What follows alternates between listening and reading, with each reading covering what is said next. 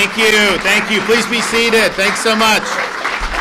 No. Be seated. Thank you. Thank you. Good to be with you. We're excited to be back in Sarasota. We did not get Chamber of Commerce weather today, but that's okay. You guys have had a lot of good days, certainly this spring, and I know it was a busy tourist season. Well, we've got a great cast with us today. We have Senators Boyd and Gruters. We have Representatives Peggy Gossett-Seidman, as well as Robinson, Connerly, and Nix, and Fiona McFarland. If she's not here yet, I think she's on her way. I know she had an appointment, so I want to thank her. We also have our Sheriff, Sarasota County, Kurt Hoffman, with us. And then we have the General Manager here from Westin Sarasota, Gil Reyes, and he's going to be able to say a few things for us. Now I'm going to be signing a couple pieces of legislation. I do want to acknowledge Senators Rodriguez and Leak, who were sponsors of SB 322 and SB 606 respectively. They couldn't be here today, but they had a big role to play in bringing this to the finish line.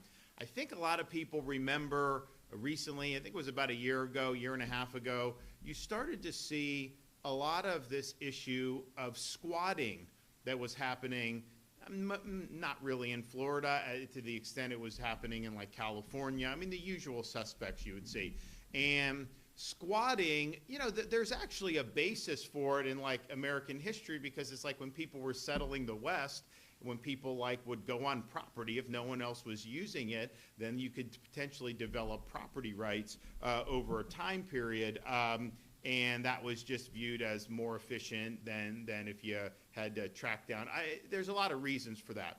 Bottom line is that didn't necessarily upend the way people do business normally. But to apply that in like a residential context where you move into some house because somebody's a seasonal resident, you just start living there, and somehow you have rights all of a sudden when you never were able to do. You literally had people just breaking into homes and just taking over homes.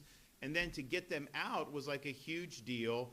And then property owners would go back in like New York and all this stuff. They're like, I can't get my property back for 9 months or a year or whatever, and all this other stuff. And it was a cottage industry. People were being told that you can do this, and it was a way to basically get quote unquote free lodging. And so we said that is not going to fly in the state of Florida. We are not going to let people's private residences, even if it's a vacation home, be commandeered by people who aren't paying to be there, don't have a right to be there. We're not going to let the law create roadblocks for property owners just to be able to exercise their rights. So we signed the strongest anti-squatting legislation in the country last year, and that was really, really good. I know some other states have followed suit. And as good as that was really focusing on residential squatting. And that's probably where you see a good chunk of it for sure. And we in Florida, my thing is people know not to try this stuff here as easily. They know that there's much more risk for them to get held accountable than in some of these other places. I mean, you literally had, I think it was like a year ago, it even got on CNN. There were illegal alien, like theft rings, basically. And what they would do, they would steal in New York, and then they'd take the profits of what they would sell or whatever, and then they'd come to Florida and blow the money down here, like vacationing, and then they'd go back to New York and do the same thing. And someone says, well, why don't you just stay in Florida and steal there? They said, because they put you in jail in Florida when you do that. So I think people kind of get, like, not the most target-rich environment. There's a huge downside for you if you try to do it. But I think with what we did with the residential squatting, it's been really, really effective. Basically, it just gives tools. I mean, you obviously if you have a right to be there, you're going to have due process to be able to show that you have a right to be there. But I mean, this stuff does not require like an O.J. Simpson trial, right? I mean, like literally, you're either there or you're not legally, and it should be very easy to establish. And so what you don't want is to create all this cumbersome bureaucracy so that incentivizes people to do this. knowing they don't have a right to do it, but also knowing that they can buy themselves 6 months, 9 months, a year just by all the time this goes. So on the residential, we really made it so that our local law enforcement has the tools they need to be able to evict people out of private property who don't have a right to be there. And certainly in a place like Sarasota, we have seasonal residents. You know, there's people that are gone now and they won't come back until October. Well, what would you think? You show up in October and you see some family just living in your house or something that they had no right to be there. I think you would want to just call the sheriff and say, hey, I've got somebody squatting in my house. Can you take care of it? They take care of it, and then you get to use the property. If we had California laws, you'd basically be SOL for 9 months. Like, you would have no easy recourse there. So I'm really glad that we were able to do that. Now, after that happened, people said, well, you also have issues of squatting on commercial property as well. And so one of the bills I'm signing today, Senate Bill 322, that creates similar expedited procedures for unauthorized individuals occupying commercial spaces. So this provides those property owners with a streamlined process to regain possession of the property that is rightfully theirs. Under current law, the remedies to remove unauthorized applicants or occupants of a commercial property can unfortunately be lengthy and time-consuming, which then incentivizes people to take advantage of the situation. And we're not going to allow that to happen. We're not going to create those perverse incentives. So this offers commercial property owners a more efficient means to reclaim possession of their properties from unauthorized occupants. And there's a lot of things in there that I think are going to be very positive. And I know, even this is really all over the state where some of this stuff needs to be used, unfortunately. So you're going to be able to get that done, and I'm really, really excited to be able to sign that. I'm also signing SB 606, which strengthens the rights of hotel and motel owners when dealing with guests who are uncooperative or not paying their bills. The bill clarifies language in current law that a guest stay at a hotel, motel, vacation, rental, bed and breakfast, or timeshare is considered transient unless a written agreement states it is the guest's sole residence. Now, it does happen sometimes where someone will just have a residence at a hotel or motel. I mean, it's not a lot, but it can happen depending on where they are, what station in life they are. But that's definitely the exception, not the rule. And unless that's written down, we're assuming that this is for transient purposes. And I think what we've seen is hotel guests just not pay and squat in the hotel. This forces the owner of the hotel to go through basically a traditional eviction process, like if you stop paying your rent in some apartment or didn't fulfill the obligations of your lease. Staying at a hotel, you're there, you're either paying or you're not. And if you're not, it shouldn't devolve into some major landlord-tenant dispute. The person should just be escorted off the property and leave. So I think this is going to be something that's going to be really good for our economy. Property rights are really important. If you don't have private property rights, you cannot have a free society. Our founding fathers believe that.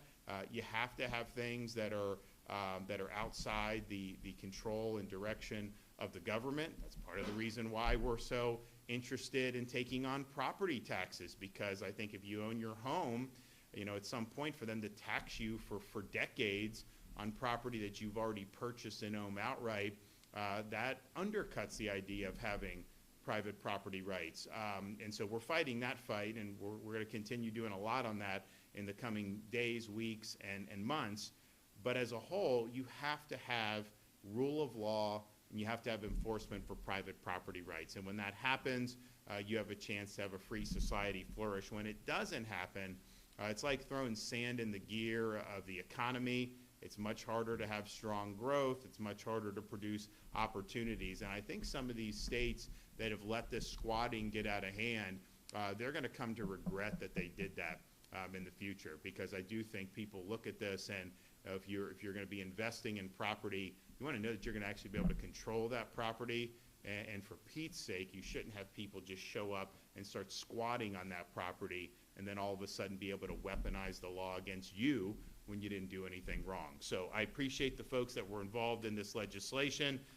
We will make sure that that our folks have the tools they need to be able to uphold the very, very significance of private property rights. Okay, we're going to have a lot of great speakers here before I sign the bill. So first, we're going to start with our senator, who will be the president of the Florida Senate soon, Jim Boyd. Where's he at? Come on. Thank you, Governor. Thanks for being here. And again, sorry for the weather, but we appreciate the sunshine so much more when we have days like this. So it's all part of the plan.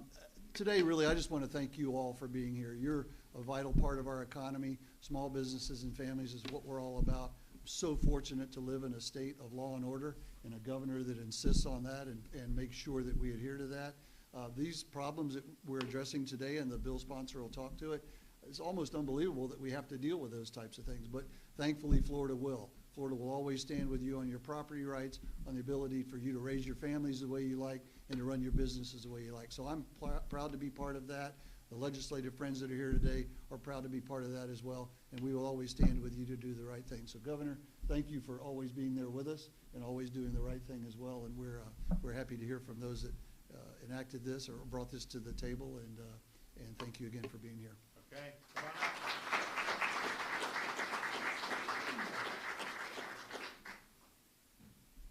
Hello, everyone. I'm State Representative Peggy Gossett-Seidman from Boca Raton, and I am proud to be the sponsor in the House of this great bill against squatting. I'd like to sincerely thank the governor for listening to the people and bringing this forth today. This bill is proof that when we listen to residents, good things happen. And it occurred because I was speaking to Senator Ana Maria Rodriguez last summer of Miami, and she said, oh, we have all these issues with commercial squatting. And I said, well, that's interesting, because last week a couple called me and they are unable to get people out of their parents, then deceased parents' restaurant for years, and wanted to know if I could assist. Looking into it, we did have instances of squatting throughout the state. And it occurred to me that maybe we should do something about it, and we filed this bill. The rightful owners have spent a lot of money and time trying to have with no success, trying to have the persons evicted from this property. Often these structures throughout the state are utilized for human trafficking, drug use, and as the governor mentioned, theft rings. And they run under the radar because we didn't have the teeth in the statutes to try to remove them in all cases. We've got several people in my county using fraudulent leases, and when law enforcement arrives, they do not always have the capacity or the ability to judge if the leases are in fact valid or not, and this is another occurrence. We have several instances in Gainesville where a motel was taken over by 9 persons, causing $15,000 in damage. In Melbourne, a warehouse was taken over and had been storing illicit items and allegedly trafficking persons out of it. And nearby here in the Tampa West Shore Mall, several places had been abandoned and taken over by squatters. The remedy to this is our bill. It empowers law enforcement to remove squatters while they have the papers filed by the lawful owners of these properties, and these owners have the papers executed, signed, and take them to law enforcement, who then accompany them to the properties where the persons are being illegally occupying. The sheriffs can verify the information and peaceably remove the persons who are there, perhaps unwittingly. If, in fact, criminal activity is discovered at the time, then they are empowered to pursue charges against those bad actors. It provides for criminal charges up to a first-degree felony for authorizing or leasing properties in conjunction with criminal activities.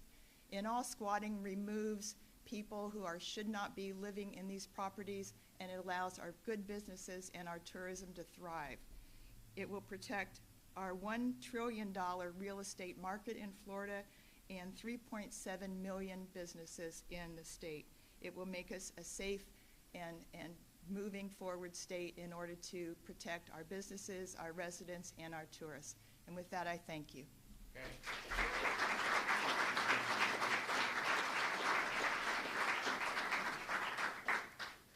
Good morning, everyone.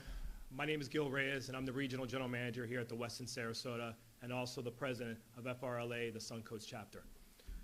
First and foremost, I would like to thank the Governor and extend my deepest thanks for his leadership and support in signing this bill into law. Governor, your commitment to strengthening our state's hospitality industry and ensuring clarity in our regulatory framework means a great deal to all of us who live and work in this space every day.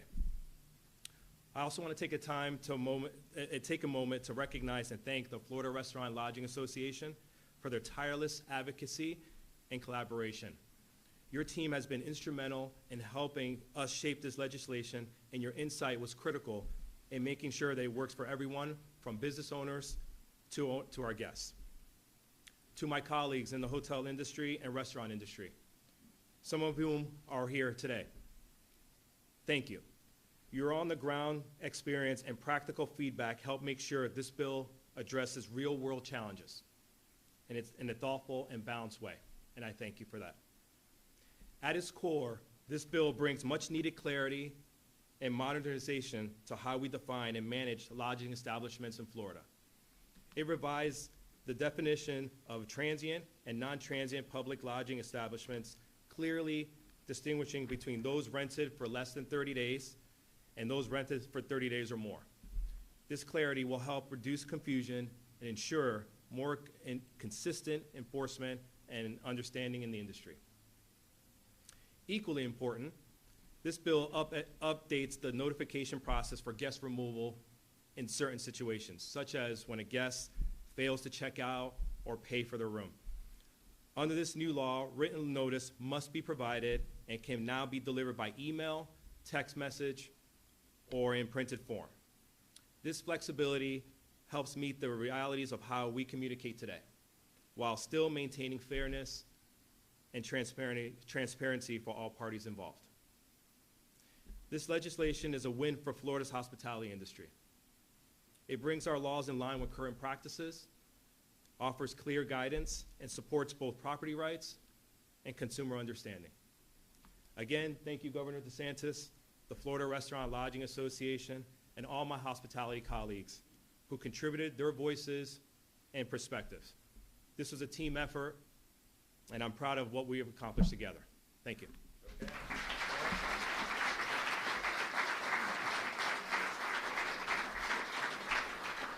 Good morning, everyone. I'm Sarasota County Sheriff Kurt Hoffman. I'd like to just start by thanking my legislative delegation, who I consider friends, and obviously the governor. The governor has mentioned that this is a state that values the rule of law in every single circumstance. And once again, I'm not surprised the legislature and Governor, you as well, have turned to the sheriffs to be able to enforce this. We're up to the task, and we're certainly going to do that. I was mentioning to the governor, we were back here before, that we do almost 700 evictions a year as a sheriff's office here in Sarasota County. So that's 2 or 3 of these a day that we're doing. On the residential side, last year's bill was very, very helpful to us. I'll just share a quick story with you. We had an elderly lady who passed away. Somebody hand wrote themselves in pencil a lease, moved into that lady's house, and the neighborhood was up in arms. She started to destroy the house, actually cut all the plumbing and the wires and everything out of the house and tried to sell it for scrap. We went over there. We were having to go through the regular eviction process. The family of this deceased elderly lady lived in London, and her attorney was in London, and we're trying to correspond. They just couldn't understand why it was taking so long to get their loved one's house back and take control of it. We found out after we were able to get her out of there that she had been following the obituaries in the paper here in Sarasota County, and she'd done this 2 or 3 other times by writing what appeared to be a lease. So it's very important now on the residential side that we're going to be able to get those folks out of there and give the estate or the family members their property back. On the commercial side, this is extremely important. I was the general counsel for the sheriff's office, and we dealt a lot with the transient issue, Governor. So having that language in there that defines what transient is makes it easier for my deputies to go out there and get these folks out and restore that. And that's, if not equally important, more important on the commercial side, because those folks are trying to make money, right? Pay their employees, pay their rent. Many times we would come in there and we would find the facilities destroyed. So putting teeth in this, and once again, the governor coming down here and my friends in the legislature coming down here and saying, to the media who will broadcast this message out there for us, if you come to Florida, mess around and find out, right, Governor? Thank you.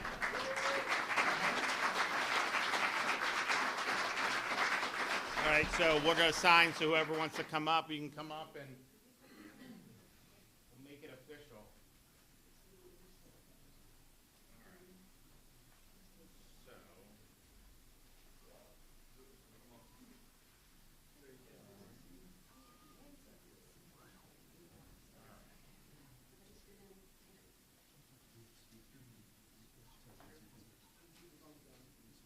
today is the 2nd of June.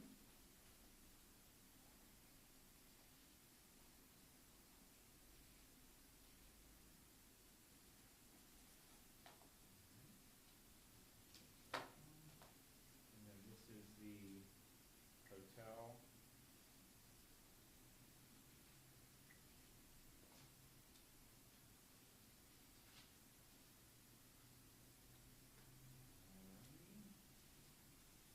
Okay, who wants one? Take one, yeah. Who else? Anyone else? Anyone else? All right. Thank you, Governor. Okay, I got one more. All right. I've got one peanut gallery. Oh, what a cat. There you go.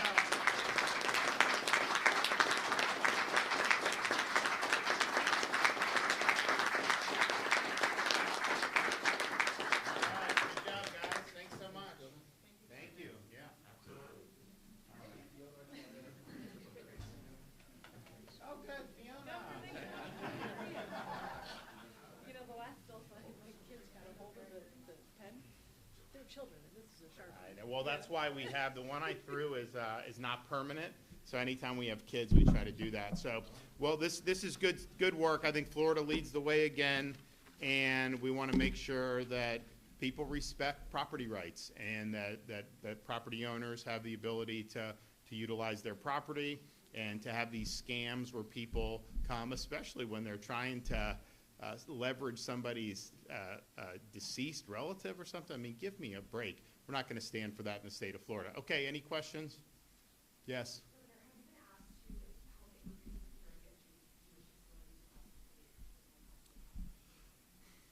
Well, first, just let me say, we have a huge problem with anti-Semitism running wild in this country right now. And I know it doesn't represent the vast majority of people, particularly in the state of Florida, but why are we letting people like this guy into the country from Colorado? He should have never been here to begin with, and he sure as hell should have been sent home when this visa expired. And this is the wages of having basically an open border for 4 years under the previous administration. But this whole thing where, and you saw it starting on October 7th, you saw what's happened at our universities, you've seen attacks against Jews, you saw the 2 Israelis in DC, you see this Colorado. You know, this is really sick, but we've got to take this seriously. And you shouldn't be allowing this, having policies that allow this to foment. I do think that there's a lot that goes on, quite frankly, in some of the lies that get spread in the media that probably get some of these guys wound up. But it's really, now we've done a lot in Florida over the years. This is nothing new for us to be responding. When October 7th happened, we were rescuing Americans out of Israel. We did that before Biden even did it, and he was the president of the United States. So we have done security for Jewish day schools. After October 7th, we sent highway patrol and other assets. So I don't know what we've received. I haven't personally. That doesn't mean that one of our agencies hasn't, but we'll continue to respond the way that we've always responded. This type of stuff will not fly in Florida.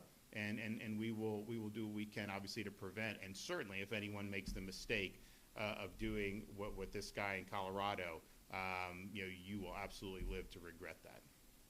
Yes.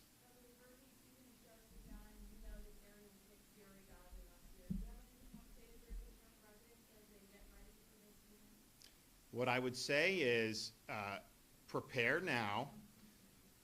What I found is if you don't prepare, then it just seems like then you end up getting one, right? When people prepare, I think it's like, it's just weird the way it goes. But prepare. Now, I will say this, we had 3 Gulf Coast hurricanes last year, 2 majors. Debbie didn't probably impact this area as much as the other 2 did, but it did have impacts across the west coast of Florida, for sure. And so, and these are not easy things to deal with. I would say this, though, in spite of all the challenges, find me another part of the country that would have bounced back as quick. You just would not see it. I mean, I know there's a lot more that needs to be done. Don't get me wrong, but most of these areas that would get hit like this, a lot of them, it'd be like a lost decade, right? It would just that's typically what happens in other parts of the country. So I think that Floridians take this stuff seriously. And they respond. And look, we do stuff at the state level. The local folks do stuff leading up to it to prepare any search and rescue, and then working to get the power on, the debris, all that stuff. And we'll do that again if it's called on it. I do think that just on the heels of Milton and Helene, one of the things that was the most frustrating for people is dealing with FEMA. The FEMA, they want to be able to rebuild or this or that, and all of a sudden you have to go through this massive bureaucracy. And I know local governments, some of the local governments have been difficult. I do think we're going to be signing legislation that's going to try to streamline some of that I know some of our legislators in those affected areas we're talking about. But you know, our view when we're preparing and helping to meet the immediate needs on the state level is we do not want to get ground down in bureaucracy. I mean, that's the enemy of these things. I don't know what FEMA is going to look like this hurricane season. I know that's kind of in flux, but certainly, hopefully we don't get anything. But if you do, you know, I know President Trump is committed to clearing through bureaucracy. How that happened with Milton and Helene was not good for our property owners, our homeowners who were just trying to rebuild. So hopefully we get a break. You always knock on wood. I mean, we've had 6 major hurricanes in 7 years. The previous 10 years, we didn't have a single hurricane hit. And historically, sometimes that's the way these things go. So I think it would be really good for the state to not have. We are, of course, at the state level preparing as if we are going to have to face some of these events. And I think that Floridians should do the same. Now, I know that we've had, well, I shouldn't say some have had difficulty, you know, getting the budget teed up, and that includes some tax breaks. You got to have the tax breaks for the disaster preparedness. I mean, Floridians are able to go in, they're able to get what they need, and they're able to save money on those disaster preparedness holidays. We normally would be in one right now. Usually the first 2 weeks of hurricane season, then we do another 2 weeks kind of at the height of hurricane season as we get in to late August, early September. And so hopefully we'll get that so that folks get relief on that. But there's different storms have different things that happen. So Hurricane Ian, you know, obviously it impacted this area and impacted Fort Myers most dramatically. But within like 36 hours, you know, Wawa was open, Publix was open, the gas stations were I mean, it was a massive storm, and yet you go down there and you had that. You had Helene. It was a lot of surge, obviously. Didn't necessarily disable the ports. But then with Milton, you had Port Manatee and you had Tampa that were offline for a little bit. That interrupted their ability to receive fuel. So you ended up having gas stations that weekend, Friday, Saturday, Sunday, Monday. Some of them didn't have the power, even though they're supposed to have generators. So they didn't have their generators, others with the fuel. So we set up these gas stations, and basically people could go and get fuel and do that. And we did them. I remember we did it. UK, you were with us. We were here doing that. We did it in Hillsborough County. We did it there. And it's fine. We're happy to do it. But literally, we had those same fuel contracts ready for Ian. We just didn't really need to use them. We ended up going in some of the more rural areas where we had some problems. So there's all these different things that can happen. But I do think that folks that have been through this, you know, kind of understand the drill. You may not immediately be able to get fuel at a gas station after a storm. So have some fuel, top off your tank, and have a canister in your garage. That'll be good for you. Assume that, you know, you may need to have a few days worth of food. Now, we've been able to set up these pods where you have the food well, mostly the water, but also some snacks. We've set those up within 24 hours, 36 hours of these recent hurricanes. That is not the norm. Normally, it's at least 72 hours before you set up any of these points of distribution, and it may be that some of those things may not be able to be set up depending on if there's damage. So just prepare to have that. Prepare to be without power. Florida and the hurricane responses in the last 4 years have had the fastest power restoration in the history of hurricanes. That's just a fact. I mean, Milton had 4.2 million restored in under 7 days. You don't see that. That is not the norm. And people who are native Floridians or have been here a long time know historically that wasn't the norm. And we've had great buy-in from the utilities, even the co-ops, everyone down the line. And that's huge if you can get things back on quick. But that may not be doable, right? So assume you're going to go days, many days. I mean, we say 7 days on everything. Food, non-perishable food, water, ability to generate electricity if you want to have that, whether it's a generator or whatnot, having a fuel supply, all those things. What you don't want to do is like kind of get hit with the rush right before. That's when you have the long lines. That's when you have some of the shelves. I mean, look, we do sometimes we'll have panic buying. Now, I think given what the west coast of Florida has been through, I think probably you probably wouldn't see as much panic. I mean, I remember when Irma came down in, I mean, I wasn't governor, but you had Miami. It was like every water was off the shelf, like at one point it was gone. So just prepare. Just know that this is something that could happen. You guys have a lot of great folks at the local level here, law enforcement, first responders. We've got the strongest emergency management state agency in the country, and we'll be in that fight with everybody, so prepare. But I just hope that we just have an uneventful summer. We've got some stuff on the horizon, you know, that'll be fun for the state, and let's just do that and then get into the fall and winter without having it would be my hope. But we would definitely never assume that that's going to happen, and we will always prepare as if we're going to have other events.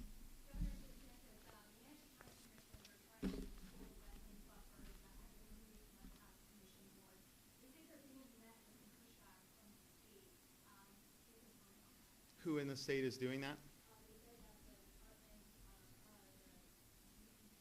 The Florida Department of Environment. You have to talk to them about it. I mean, I'm not sure exactly what was said or not said, so I would just refer you to the DEP on that one.